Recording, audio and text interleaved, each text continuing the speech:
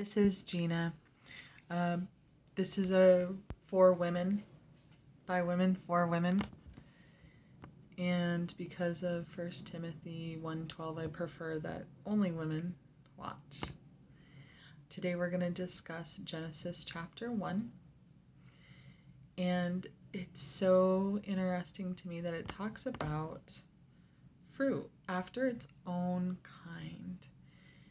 And if you think about it, if you have an orange, it has orange seeds, and then you plant the orange seeds and an orange tree grows, and then more oranges come out, and it's a lot of oranges, multiple oranges. And that's exactly what we see all throughout nature. Think of a cat. The cat will have kittens, and the kittens grow up, and then they have more kittens. Everything that we see in nature is about multiplicity, not addition. And over again in Genesis, it talks about multiply, be fruitful and multiply. And what we'll see when we come into the Garden of Eden is that everything there was for that purpose, was to be consumed, to be fruitful, to multiply. And so we as women have just such a special place in the world. We get to multiply. We get to give birth.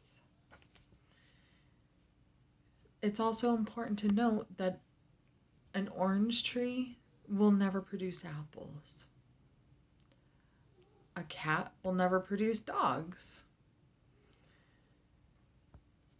At its core, this is important to note because monkeys can't possibly produce human beings. Another thing of note, he talks over and over again about he creates things. And then he says, and it was good. It was good. He was satisfied he did a good job. How often, when you go and you clean your kitchen, do you stand back and look and you say, it was good? How often do you clothe your child or teach your child something really important and then step back and say, it was good? It's okay to be satisfied with hard work. It's okay to be satisfied with knowing that you've done something beautiful. You should congratulate yourself. You should celebrate that you've done a good job. Be satisfied with the work that you've been given to do. Be happy with the work that you've been given to do.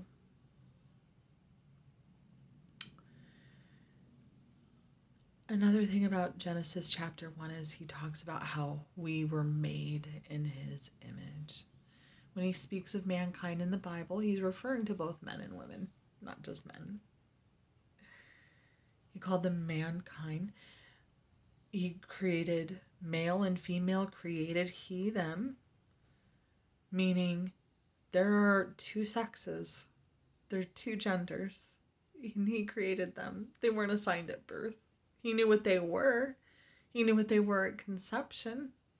You were already that gender before you were born. You'll never be anything but that. And that's good. That's good. It's beautiful. Let's go back to how we were created in his image. Part of being created in his image, first of all, it talks about how the first thing he showed us about himself was that he's creative. That's so special. And not only is he creative, but he took that creativity and he put it inside of each one of us. That's just so amazing. So amazing. How many things have you created? It's beautiful to create. It's wonderful to create. Don't we feel most ourselves when we're creating? I think of one of my beautiful friends. She's an opera singer. Beautiful. That's the talent that she was given. Mine was given in the form of words, usually written words, but I'm trying my hand at spoken words as a wordsmith. Other people have creativity in different ways. And all of us are creative in different ways because, see, he took a little piece of his creativity and he gave us each a little part of it, forcing us to come together as a community, to work together.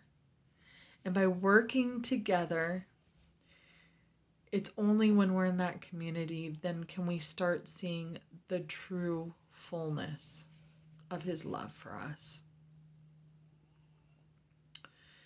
The other thing and the last thing is that he gave us green herb for meat. Throughout the Bible, you'll see the word meat, and what it's referring to is food. It's the archaic word for food. And so, very specifically, green herb was given for meat. There are a lot of people who argue that we all should eat meat. I argue that we all should eat green herb for meat. Thank you for joining me with a short discussion on Genesis 1. I'll look forward to seeing you in Genesis chapter 2.